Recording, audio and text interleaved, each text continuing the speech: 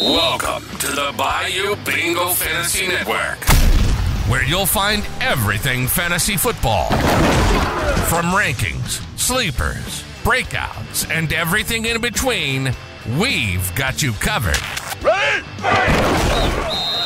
And here we go! Every episode is one step closer to you winning a championship.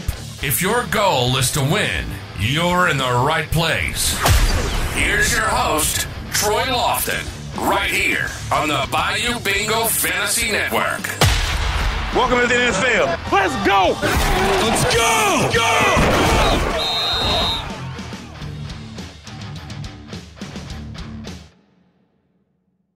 Welcome into another episode of the Bayou Bingo Fantasy Network. This is going to be week 2 as we sit here and we go over each individual game all day for Sunday, Sunday night, and Monday games. I'm going to go through each of these games and each of these teams and pick out some fantasy targets that you can look at to put into your lineup, whether they're all-stars, all-pros, or even just some weekly flex plays. I've got you all covered. Let's start getting into game 1. All right, for game 1 here, we have the 1-0 Packers taking on the 1-0 Atlanta Falcons. We're going to start here over on the Packers side. Talk about Jordan Love. Now, he played very well in week 1. He showed that he belonged, even if he didn't have his #1 target in Christian Watson on the field. He would still be able to throw to Romeo Doubs and company. I think they were doing really well. Even Jaden Reed stepped up, in my opinion. So Jordan Love could be a good asset for you. Somebody you probably could have got at the end of your drafts. And if you, God forbid, had Aaron Rodgers fall to you in your week, Jordan Love would be a good person to either go pick up off the waiver wire or to get on the cheap. And he could prove to be a good, decent fantasy quarterback throughout the season. I'm excited to see where he can develop. And going against this Falcons pass defense, I think he has plenty of tools to have plenty of success against the Falcons and could be a very big play for you here in week 2. Now, going through over Aaron Jones as the running back here, he had 2 big receptions in this game. He also had 9 carries for 41 yards and a touchdown. Now, he did leave in the 3rd quarter due to a hamstring injury. And, you know, according to last Monday, Coach Matt LaFleur did say that Jones is still being evaluated after leaving Sunday's win over the Bears. So we don't know as of the recording of this video whether or not Aaron Jones will play or not. He looks like he is leaning towards he will be playing. He looked good. I think that they kind of had the game in hand and didn't want to have Aaron Jones come back in. Plus, when you got somebody like AJ Dillon in the backfield, he can really carry the workload when Aaron Jones is needed. But it looked like Aaron Jones was the main ball carrier, and he would have ended up with more carries than AJ Dillon if he had not gotten hurt in the 3rd quarter. I say still get Aaron Jones in your lineup. I'm liking him against the Falcons defense. So, going over at wide receiver, as of the recording of this video, again, we're not sure if Christian Watson will play in week 2, but it looks like he may be trending towards playing. If I had to guess right now, I would say that he would be playing, but I still like Jaden Reed and what he was able to produce. Even with Christian Watson coming back, he should easily be able to fit into the slot. He had 5 targets, which he caught 2 of those for 48 yards. He looked smooth in his route running. He looked like he also belonged in the NFL. I do like what Jaden Reed gives to the team and just building up more chemistry with Jordan Love. You never know what you can see. I do like him if you are hurting at the wide receiver position or just needing some type of flex play. I'm sure you can go get Jaden Reed, plug him into your lineup, and you'll be happy with what he gives you. Now, let's go ahead and go over here to the Falcons side going against the Packers defense. We're going to talk about a couple of these running backs here. Bijan Robinson, he ended up having 10 carries for 56 yards. He also had 6 receptions for 27 yards and a touchdown. I really liked how much he was actually involved into the passing game. Showed really good. He looked electric. I mean, he made somebody a juke move, made him look like an idiot. So before he went into the end zone. So the big surprising story about this is Tyler Algier. Now, we knew he had 1,000 yards last season as a rookie. He came in strong. He ended up getting 15 carries, 74 yards, and 2 touchdowns in this game, not including the 3 receptions he had for 19 yards. So he is very, very involved. And I know a lot of people are thinking, whoa, hold on, Bijan Robinson's coming to town.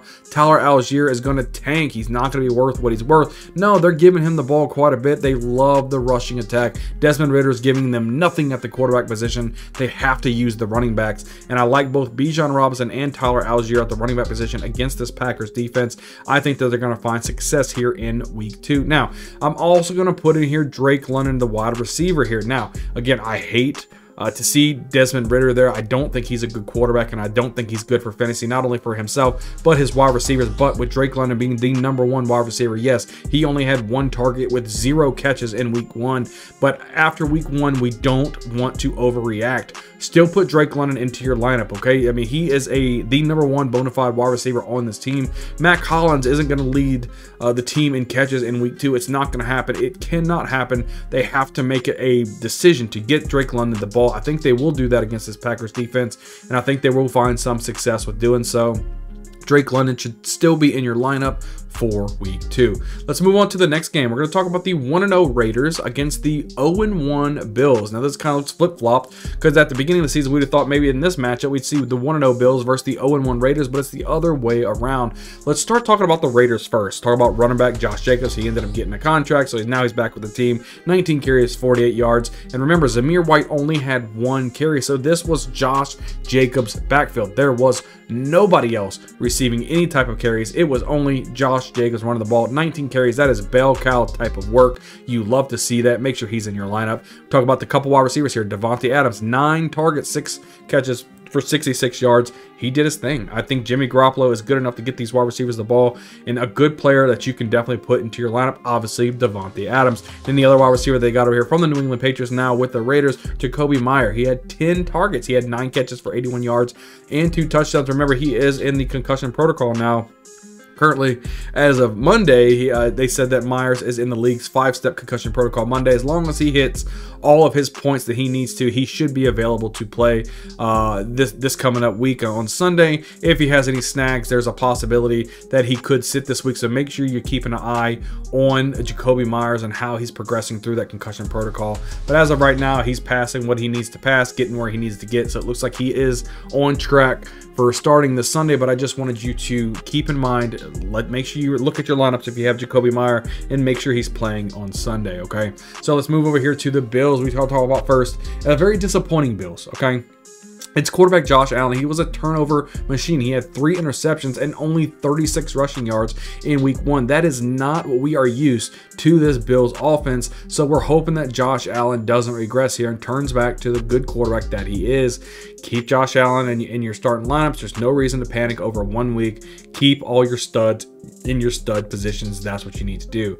Running back James Cook. I was maybe possibly a little wrong on this guy in the offseason, and I am man enough to say that. James Cook, you know, he had 12 carries, 46 yards, and he was also targeted 6 times in the passing game. So he was very, very involved, way more involved than Damian Harris or any other running back that they have here. Latavius Murray was the other one, way more involved than these guys. So James Cook, by no means is he a stud or somebody that you have to get into your lineup, but definitely somebody who's fantasy relevant, a good RB2, and possibly even a good flex play. So let's talk about the stud in the room here. Wide receiver Stephon Diggs, 13 targets. He had 10 catches for 102 yards and a touchdown. We know what Stephon Diggs is going to give us. Stephon Diggs had a big blow up in this offseason because he wanted to be the man, so you know they're going to force feed him the ball early and often. Stephon Diggs should have a phenomenal fantasy season, and they definitely didn't disappoint in week 1 with the 13 targets, and he had over 100 yards receiving. So Gabe Davis, I also put him on the list here. He had 4 targets, only 2 catches for 32 yards, but we have to remember what Gabe Davis is. Gabe Davis is not a consistent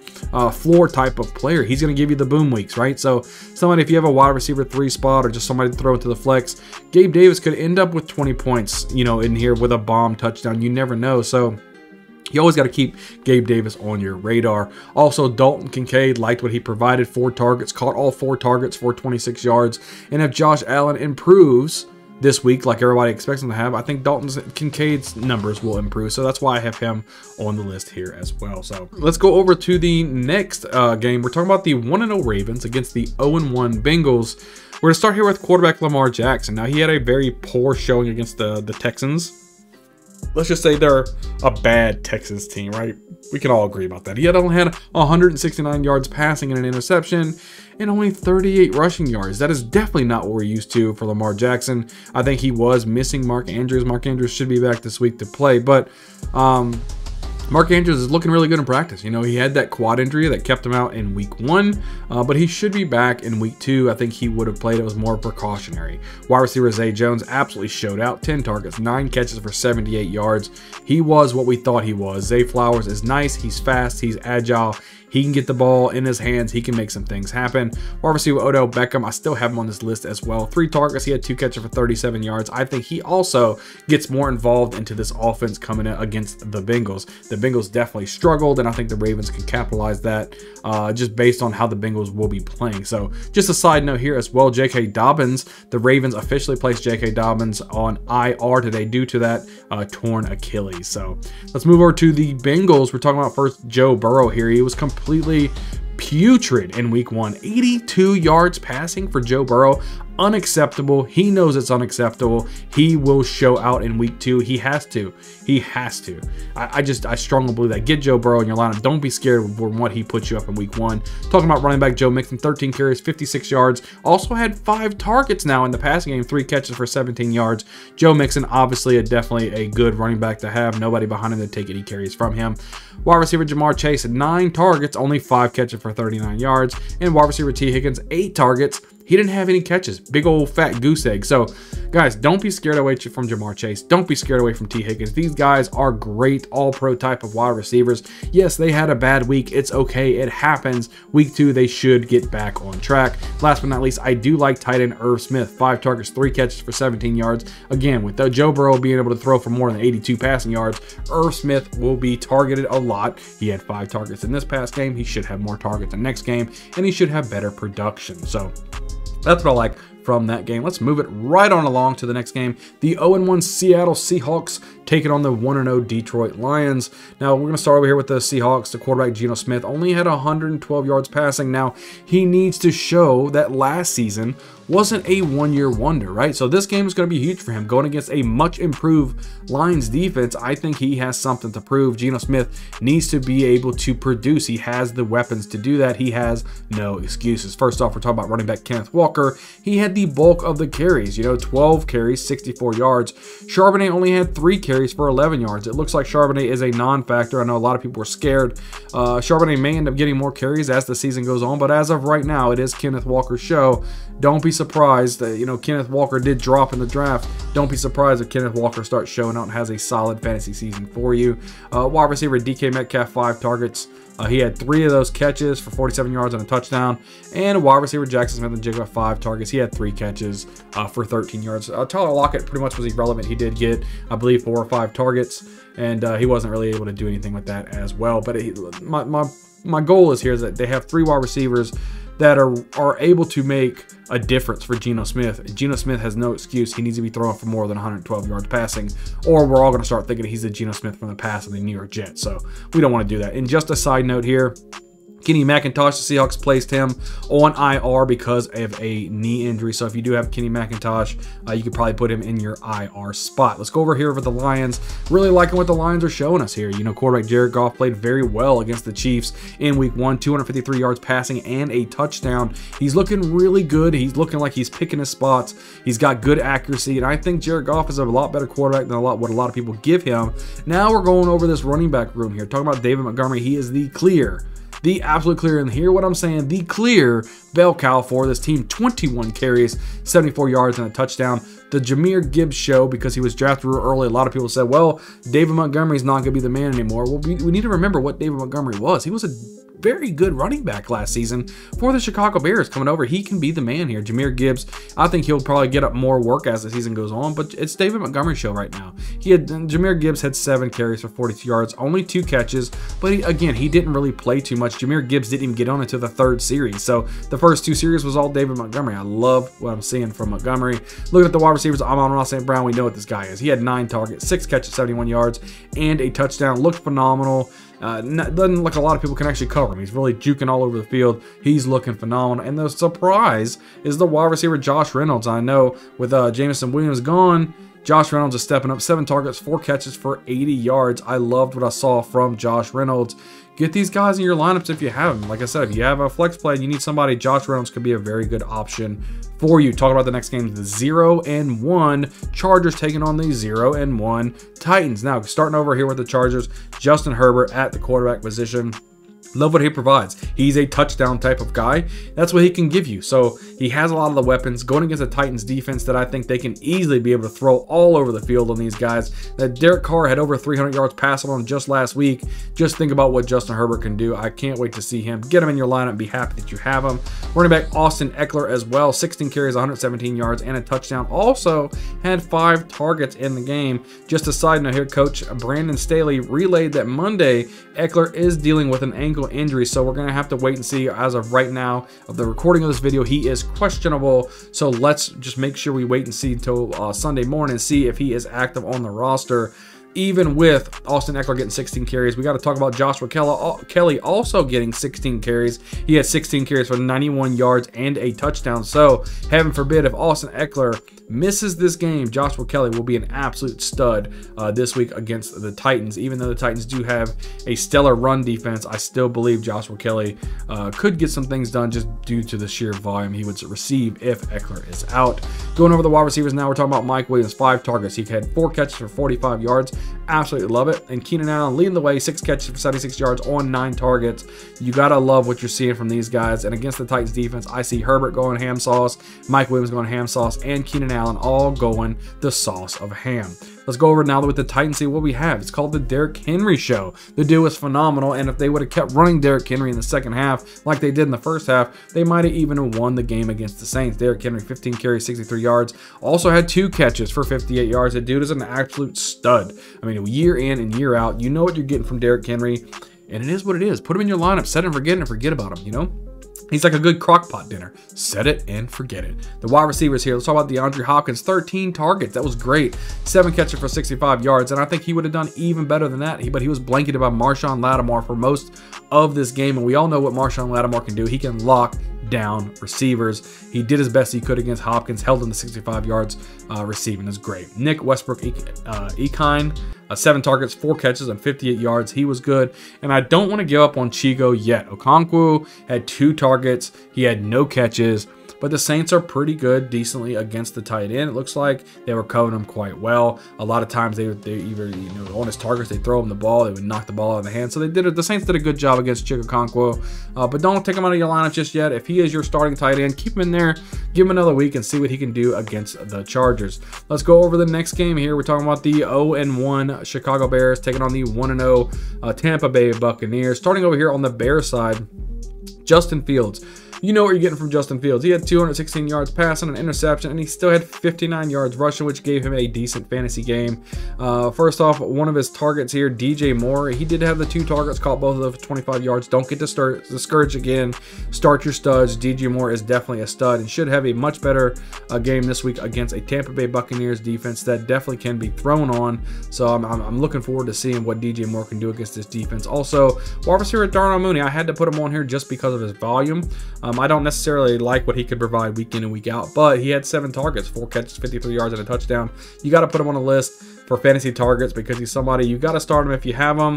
I think he's a good flex play this week, but be cautious. If you have a better option, definitely go with that. But if you don't, Darnell Mooney, you could do a lot worse than him. Tight end Cole Kmet, most of the case, he is dead to me because last season I had him on my team and he absolutely pooped the bed. So even though he's doing well right now, and I will recommend him, yes, definitely put him in your lineup. 7 targets, 5 catches for 44 yards, but I don't know. It's just something where he burnt me way too bad last year, and I don't think I can go back to the well. So, and just remember, the running game, it's all over the place right now, right? There's a 3-headed monster right there, and when you have a 3-headed monster, that equals no fantasy upside. You don't know if it's Foreman, you don't know if it's Herbert, you don't know if it's Roschon Johnson.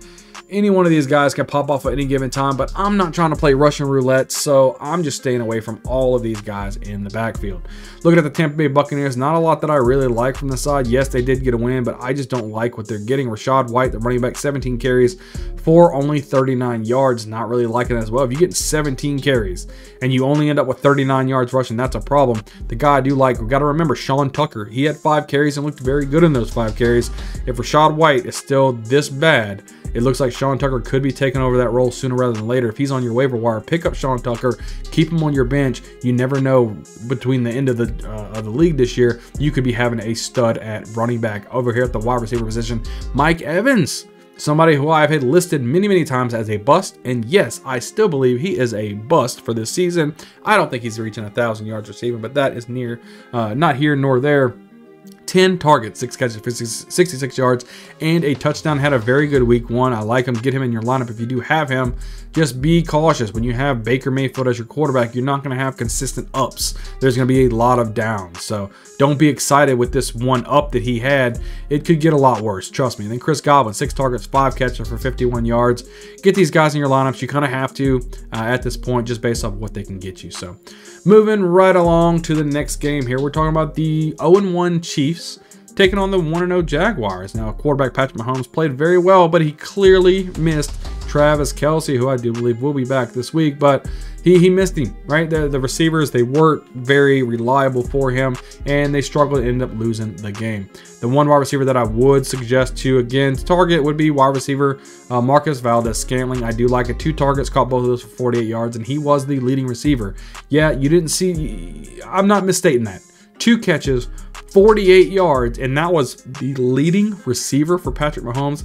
Unacceptable. And then talking about tight end Travis Kelce, he did hyperextend his knee. That's why he didn't play. But it looks like he is really trending towards playing week 2, but just be cautious. Make sure you're checking out your lineup. Make sure you're looking at Sunday morning, making sure Travis Kelce is good to go. I believe, as of the recording of this, that he should be able to play. So looking at the Jaguars now, right now going over Trevor Lawrence. He played as expected against the Colts. I mean, 241 yards, 2 touchdowns, and interception.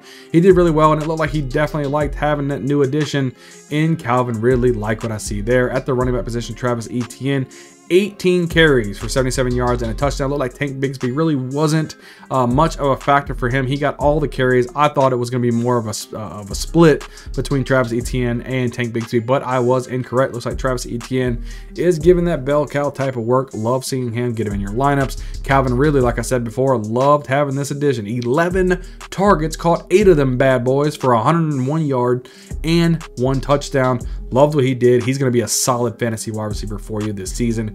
Christian Kirk, still have him on here. We cannot forget what he did last season. And yes, Zay Jones had more targets, more yards, and more production, but I'm liking Christian Kirk to get back on track this week against the Chiefs. He had 3 targets, only 1 catch for 9 yards, but like I said, I think Christian Kirk's good. We have to remember, do not be so crazy about week 1. Don't overhype it, and don't fall off and throw somebody in the garbage just because they had a bad week. Wide receiver Zay Jones looks like he's still going to be involved. The guy, he just doesn't know how to go away. 7 targets, 5 catches, 55 yards, and a nice touchdown catch that he had. And then at tight end, Evan Ingram, he ended up having 5 targets as well, 5 catches, 49 yards. So it looks like Trevor Lawrence is really able to get people going. He can easily sustain 3 people fantasy viable per game. And I love what I'm seeing from the Jaguars. Now, going over the next game here, the 0-1 Colts taking on the 0-1 Texans. The 2 rookie quarterbacks going head-to-head. Anthony Richardson versus C.J. Stroud. First, let's go over the Colts. Quarterback Anthony Richardson. He exceeded expectations for his first start against the Jags. And I'm telling you, people were over the hill excited about this guy. And when I looked at him, he looked really good and really efficient. 24 of 37 for 223 yards and a touchdown. He did have that interception, which didn't look very good, but he has to learn, right? But he also, catch this, he also had 10 carries for 40 yards and a touchdown. This guy will be a phenomenal player. He's going to be a stud for many years to come, and I'm excited to see what becomes of Anthony Richardson. Now, wide receiver Michael Pittman Jr., 11 targets, 8 catches for 97 yards and a touchdown. Love what you see there. And then wide receiver Josh Downs, 7 targets, 4 catches for 39 yards. Josh Downs will even get better as it goes through. And just a side note, Evan Hull, they did place him on IR due to a knee injury. So, moving right along to the Texans here, C.J. Stroud, he played better than what most really thought against this tough Ravens defense. I think he showed good. He showed some poise. You know, it looked like he was a little rushed. The game was going very fast for him, but he ended up settling down and not doing too bad. So I would say you could still start him if you need a quarterback, especially, again, I say this a lot, if you had Aaron Rodgers, C.J. Stroud, somebody you could probably get off the waivers, or maybe trade something low for the guy and get him on your team. I think he'll be okay. Running back Dameon Pierce, I think he'll be more involved too. Against that Ravens defense was tough.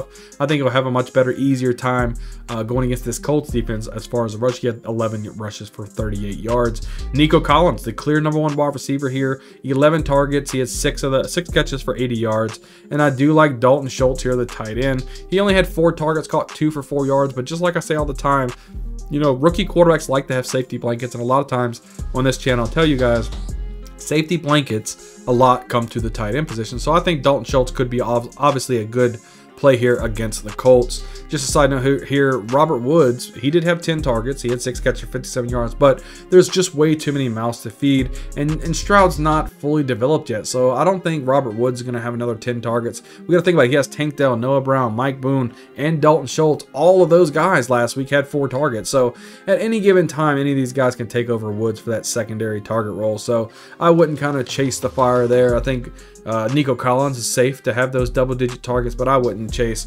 Robert Woods to have double-digit targets again. So that's why I did not recommend him to be in your starting lineup this week against the Colts. Moving on to the next game here, we're talking about the 1-0 49ers taking on the 1-0 Rams. Two teams that look pretty good. I'm going to be honest with you. Quarterback Brock Purdy proving all of those haters wrong. I'm telling you, 220 yards and 2 touchdowns with 20 yards rushing. Brock Purdy looks very good. Mr. Irrelevant is absolutely showing out with one of the best defenses in football. Gotta love what you see. Running back Christian McCaffrey, do I need to say more? He's an absolute beast. 22 carries for 152 yards rushing and a touchdown. That's to include a 65-yard touchdown run that he had. The dude's absolutely electrifying. He's a beast. Get this guy in your lineup. You won't be upset that you did. I mean, who's going to sit Christian McCaffrey? If somebody says Christian McCaffrey, get him out your league because he's garbage. Wide receivers, Deebo Samuel, 7 targets, 5 catches for 55 yards. But the big wide receiver we need to talk about is Brandon Ayuk. He had an absolute breakout game. 8 targets, all 8 targets for 129 yards and 2 touchdowns. He could not be stopped. He's going to be phenomenal. He should have a good game here against the Rams. And then tight end George Kittle, giving you the Kittle type of numbers.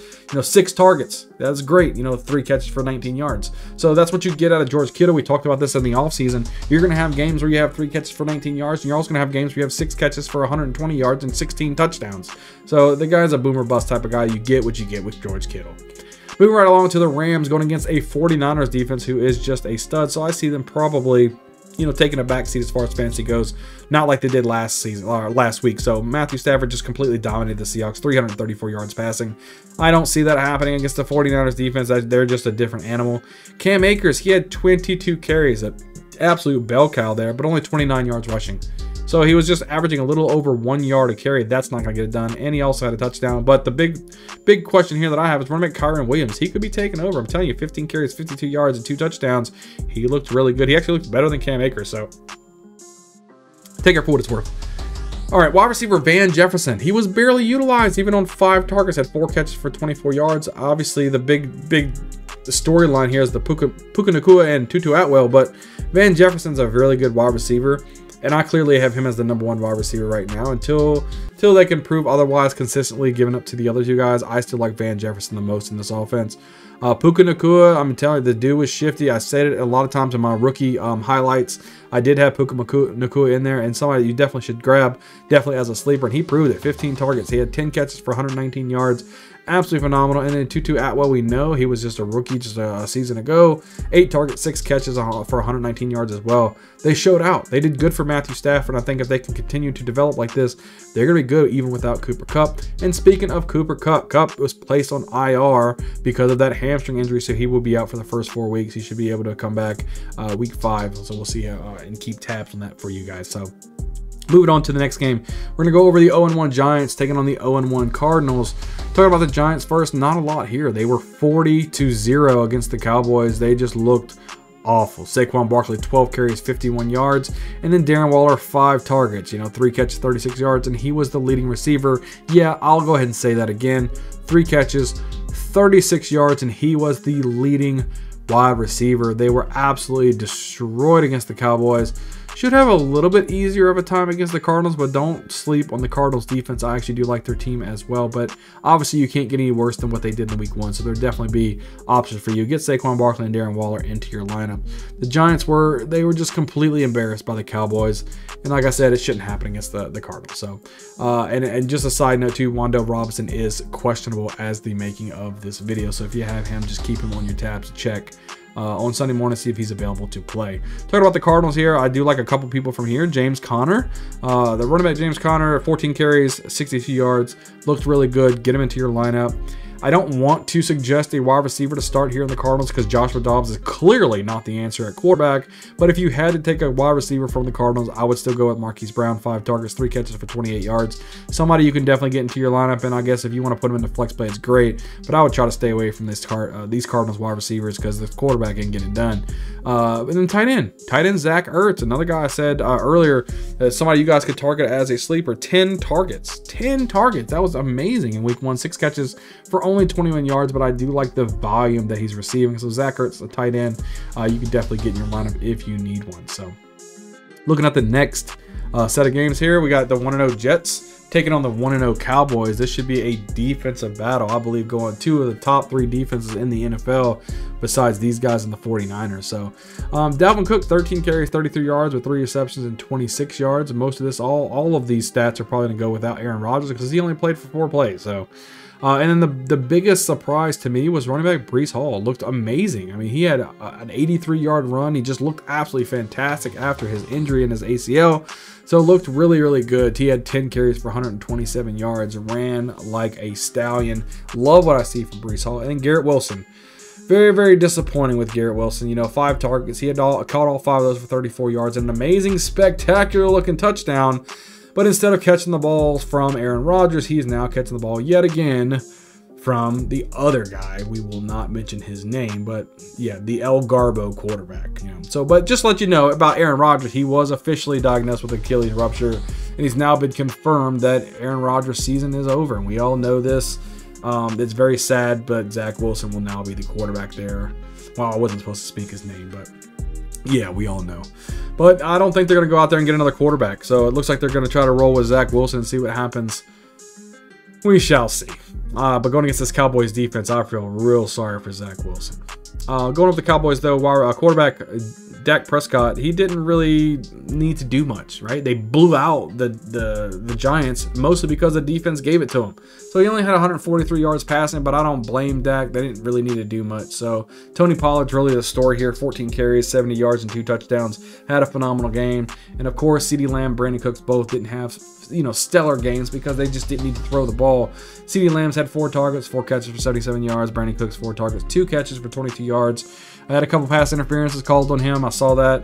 But he could have had a lot more yardage if he was able to catch the ball and he wasn't interfered on. So they both look really, really good in this offense. Let's go ahead and move right along to the next game. Talking about the 1-0 Commanders taking on the 0-1 Broncos. Talking about the Commanders first, and Brian Robinson was the complete bell cow. He had the complete usage for this team. 19 carries for 59 yards, looked really good. Antonio Gibson, he was a sleeper for me. Even was one of my picks to pick last week in week 1, and he completely pooped the bed. I mean, he was used very sparingly. 3 carries for 9 yards. I mean, absolute dumpster fire. Then we're going to the wide receivers. Terry McLaurin, 4 targets, only 2 catches for 31 yards. Sam Howell needs to pick it up and get him to his go-to guy in Terry McLaurin because he can get it done. Wide receiver Jahan Dotson did get 7 targets, 5 catches for 40 yards. Commanders, they just need to improve a little bit, and that way they can get you some good fantasy stats over there for that team. Going over to the Broncos and Sean Payton's first game with the Broncos with a big old fat L. Now talking about quarterback Russell Wilson, he looked just okay to me. I mean, he didn't look anything spectacular, and he didn't look bad. So there's a lot of things people can improve when it was week 1, so I'm not trying to be too harsh. Wide receiver Cortland Sutton was the clear number 1 there. 5 targets, 4 catches, 32 yards, and a touchdown. And we have to talk about tight end Adam Troutman with the injury to Greg Dulcich. It's Troutman's job to win now. He had 5 targets, 5 catches for 34 yards. He could be somebody to look forward to again, another tight end. If you had Dulcich or somebody, go pick up Adam Troutman. You could do a lot worse than this guy. He can get you some good stats. And just the combination of Javonte Williams and Samaje Perine is great for NFL football. It's just not really confident just on recommending this guy as a fantasy just of yet. Like any one of these guys, I just don't mind one as a flyer in PPR leagues due to 11 targets going to the running back position in week 1.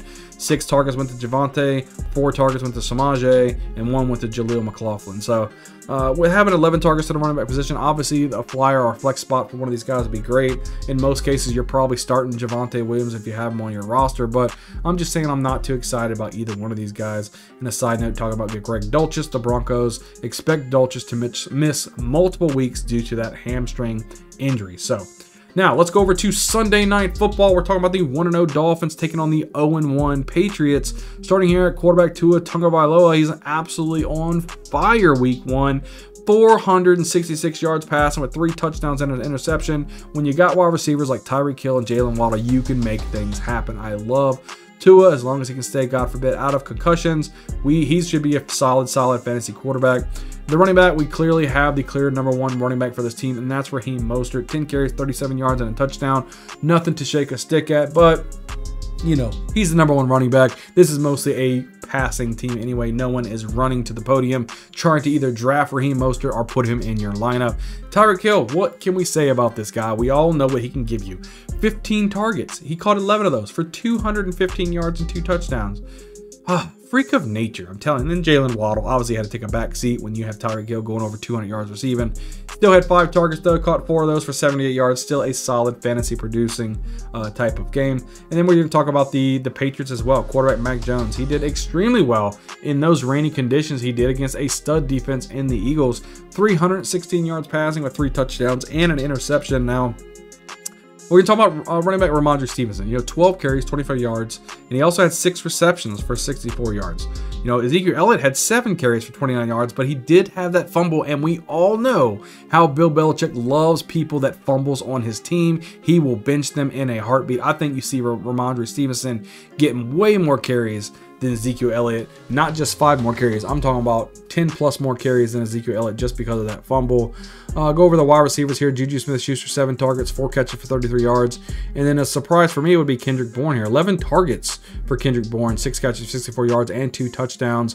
And I do like the tight end Hunter Henry. I think he was involved in this week, or in last week. 6 targets, 5 catches for 56 yards, and a touchdown. If you needed some help at the tight end position, get Hunter Henry in your lineup. Now, going over Monday Night Football here, there's 2 games in Monday Night Football. The first one we're going to talk about here is the 1-0 New Orleans Saints taking on the 0-1 Carolina Panthers. Quarterback Derek Carr had 305 yards passing and was extremely efficient, except for that one throw where he threw that interception. I didn't know what the heck he was looking at, but overall, very efficient. He was getting used to his new team. Running back Jamal Williams, clearly the bell cow back, while Alvin Kamara is out. 18 carries, only 45 yards against that tough Titans defense, but I think he'll have a much easier time here against the Panthers. Wide receiver Chris Olave, 10 targets, 8 catches for 112 yards.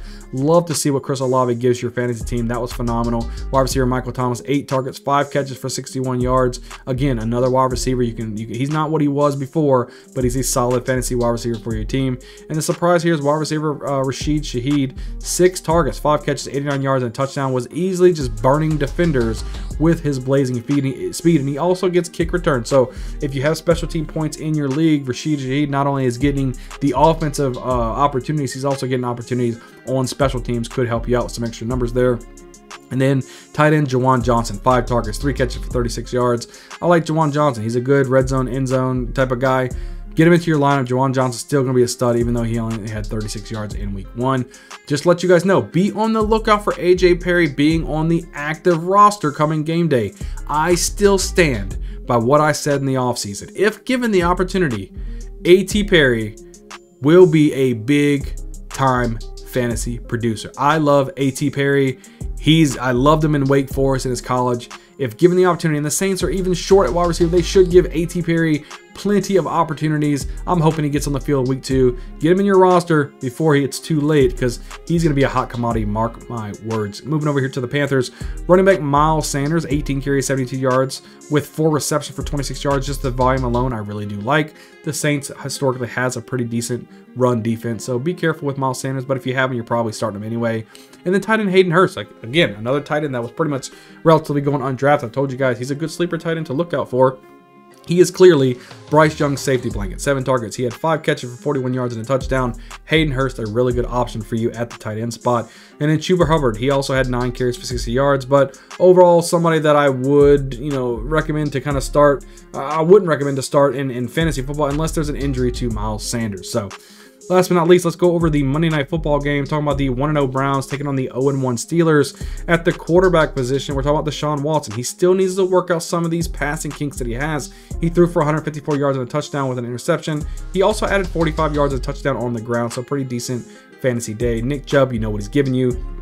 He's a beast. 18 carries for 106 yards. Now, just a side note here, Jerome Ford did have 15 carries. but he only had 36 yards. His inefficiency tells me just to stay away from Jerome Ford. Don't even put him in the flex spot. I know he got 15 carries, but it's not worth it. Wide receiver Amari Cooper kind of got hurt, but it looks like he's going to be fine to go. 7 targets, 3 catches for 37 yards. And also with Elijah Moore, same thing. So, tight end David Njoku, I do like him. 3 targets, 2 catches for 24 yards. Like what I see there. So, David Njoku looked really good. Even though he didn't have any production, I still think he could be a solid option here against the Steelers defense. Now, let's go over the Steelers here. We're talking about the first guy, Najee Harris, 6 carries, 31 yards.